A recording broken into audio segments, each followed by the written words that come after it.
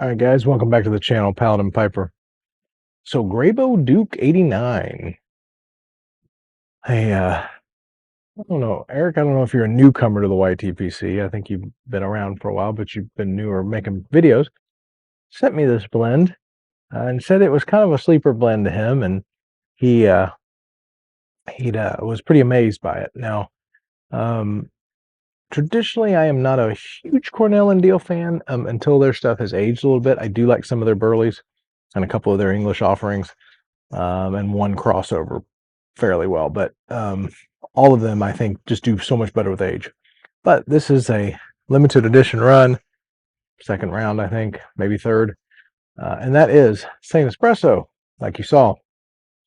So we're going to fire it up in the Medico Gold Crest Acorn, and as I am saying that, I should have had a Graybo Duke, Dr. Graybo Duke. I didn't even think about it. Sorry, Eric. All right, let's get it fired up and see what we taste.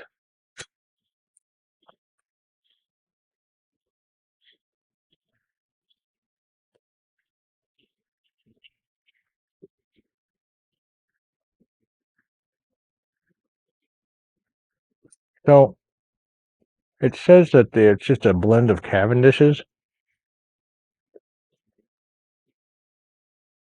And I did cheat on this one, and Tobacco Reviews says it's Kentucky, Black Cavendish, and Virginia.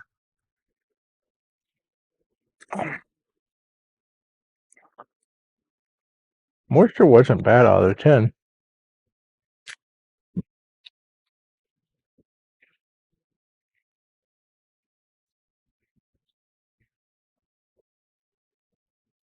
Mm-hmm. Right off the bat, you get a floral note from the dark fired Kentucky.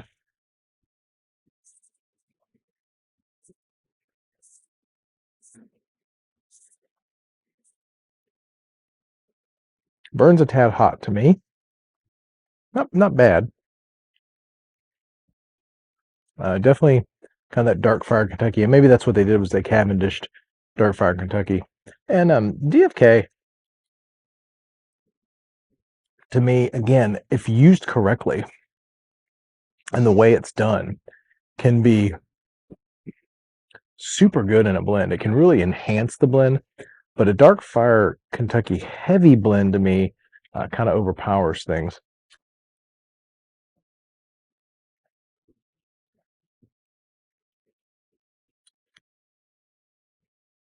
Like for those of you who've been around and enjoyed Orlick's Dark Strong Kentucky, that is a great use of dark fire Kentucky. Of course, it helps that they topped it with licorice, but so a little bit of grass.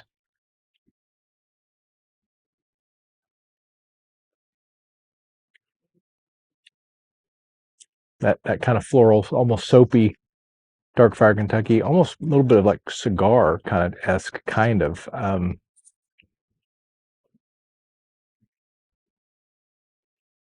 very kind of moldering leaf.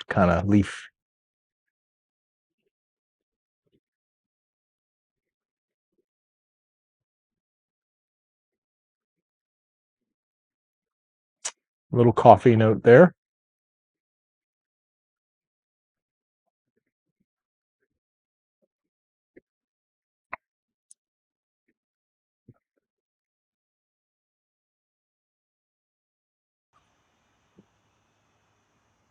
Cocoa. Pardon me.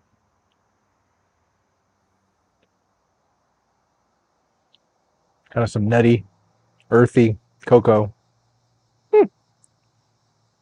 A different profile. Still tastes to me, at least this part, and I'll come back to you in a second, but it just tastes green to me.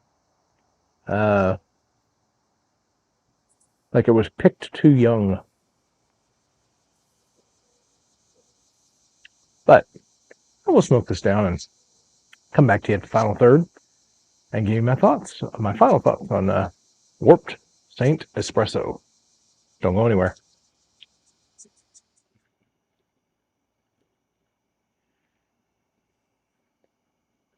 Well, guys, we are back with the final third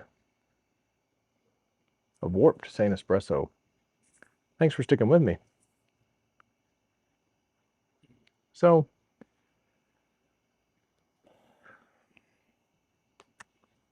flavor profile has been kind of all over the place, but within this wheelhouse.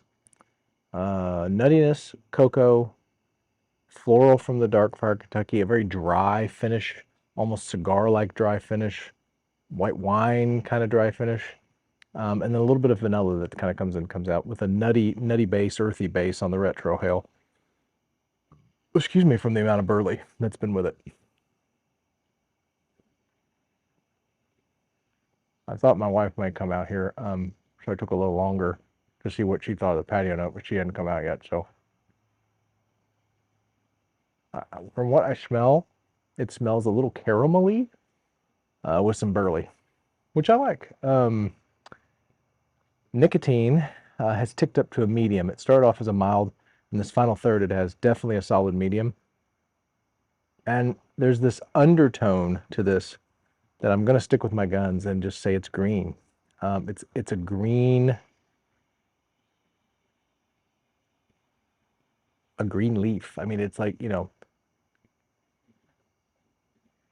if you've been enjoying pipes for a while, you guys will know what I'm talking about when you just get a blend that's really young. Pardon me. And it hasn't matured yet.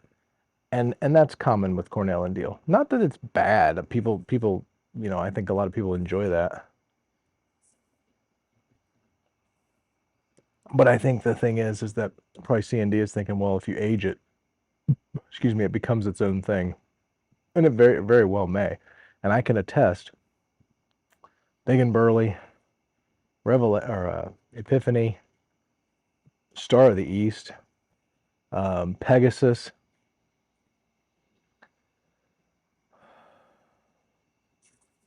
off the top of my head, that's all I can think of right now. Oh, well, that's GLP. Sorry, GLPs and C&D kind of are similar to me as far as their qualities and profiles. But anyway, those blends that I just mentioned definitely age very well. Star of the East, as a matter of fact, has become very close to my top English, full English. Once it's been aged about 2 or 3 years, it's really good. It's up there with Father Dempsey and which I think actually Father Dempsey is blended by C&D now. I could be wrong, but and